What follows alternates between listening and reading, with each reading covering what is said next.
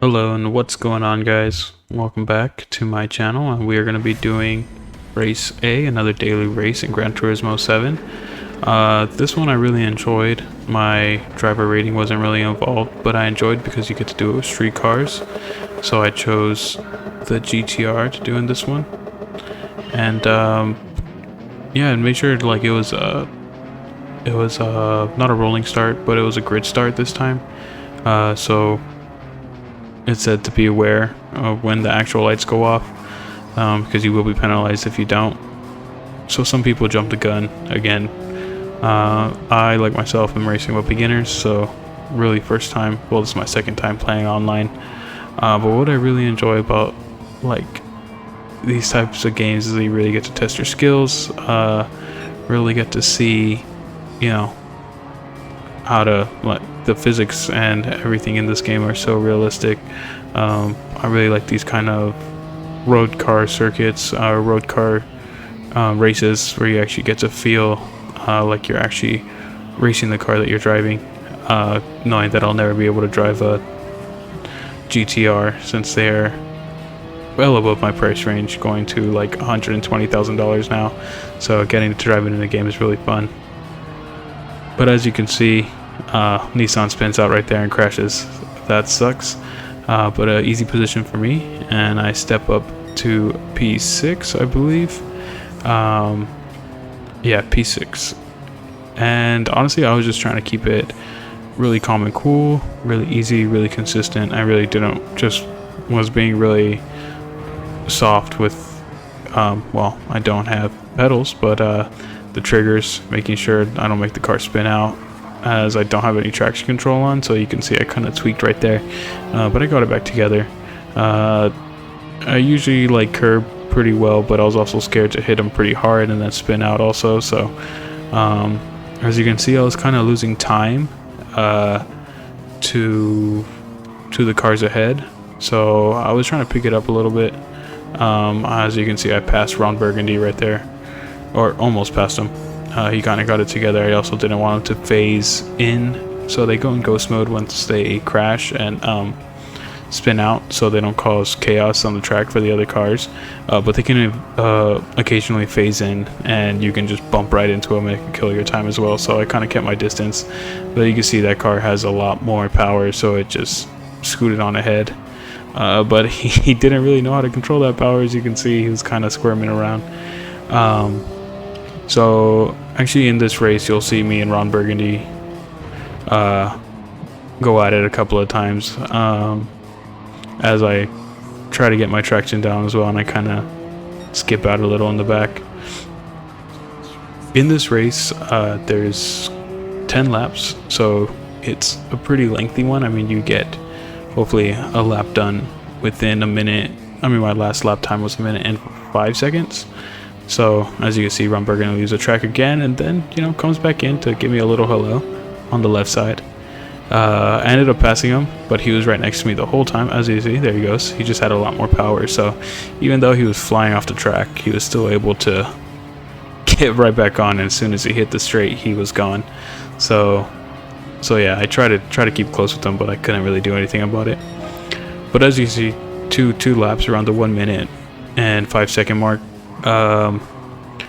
and it's 10 laps, so you would have to be doing this race for 10 minutes straight, trying to keep a constant pace, trying to keep your lap times in the same area. As you can see, there were some times where I was shaving it off, and sometimes I wasn't. Just as long, I was just happy that I was able to stay on the track and didn't really go too crazy out there. So there was that. My main thing, I was having a lot of fun just following behind Ron Burgundy. It was fun to see him just go full send into the turns and try to get control of his car. But this is the middle of my 4th lap. I couldn't really say I struggled with like in any particular area in this track. I actually really enjoy racing around this track. I would say this kind of long turn was really difficult for me because I didn't want to spin out with the speed that I was going in, because my back end would kind of kick out a couple of times.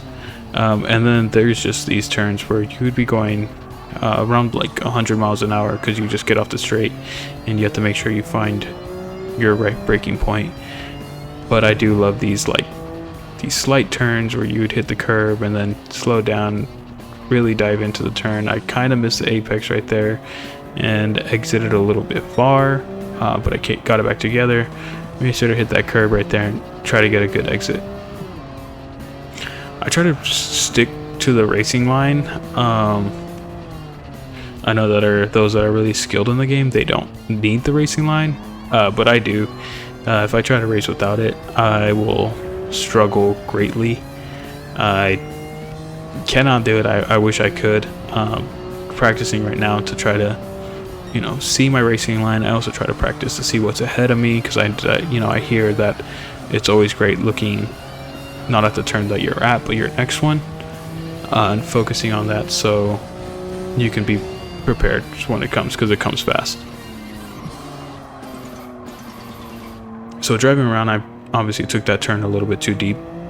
So this is my 6th lap, so on my 6 minute, or probably a little bit more since I have those 5 seconds probably adding up, around my 6 to 7 minute mark, and I was honestly getting a little bit fatigued. I'm not gonna lie, like having to make sure you're constantly getting everything right, even though my tires weren't going. It's not like if you look in the bottom left, you can see the 4 tires. They weren't turning red at all. Some races they'll have your tires getting worn out, but these ones weren't, since they were just road tires. But so I would just count this to me losing so much time to just being fatigued. I mean, doing this straight, trying to like all this concentration going on, takes a lot out of you. So yeah, I mean, you might not believe it, but once you try to do a couple of laps consistently, I would say around the 5th lap is when I'd be like, okay, this is, especially when you don't have a person in front of you, they really recommend to stay in like close to the person in front of you, so you just don't feel like you're the only one out there, because if you're the only one out there, you'll feel like, hey, why the heck am I doing this? Like, I'm just racing myself. But that's not the case. You're still with other people, and as you can see, the Canadian Adam was 6 seconds behind me, and Ron Burgundy pulled the lead to 11 seconds. So he obviously got his stuff together and skedaddled away from me. Really had no chance of reaching him by the end of the race. We were already on lap 7, and I'm coming around to the last bend on lap 7 right here. Nothing too crazy happens. I was trying to pick it up. I think this is when I noticed, like, okay, like I noticed myself getting fatigued. There's a yellow flag. I think that was Ron Burgundy crashing. I seen myself getting fatigued, and I was like, okay, let's try to bring down that time if I can. But I just felt like I couldn't really control the car like I did in the beginning. I felt like it was really like squirreling out in the back, and that's why I was confused. I looked down at the tires, but they weren't being worn, so I was like, it's probably just myself. I'm not hitting it like I used to. So yeah, but I didn't put too much pressure on myself. I seen that Ron Burgundy crashed, and we went down to 5 seconds now. So I was like, okay, as long as I can get him in front of me, that'll be great, because I'm on my 8th lap already, not too far. Almost spun out right there, and thank God I was able to save it, because I would have been devastated if I would have went 8 laps around this track and wasn't able to finish it. I would be furious. So that's the other thing about a lengthier race, is that you really don't want to mess up. If you're able to keep your position in the top 5 or being at first, that'd be pretty crazy. And messing up, especially if it's a longer race where it's 10 to 15 laps, and you spend a good like 15 to 20 to 25 minutes on the track,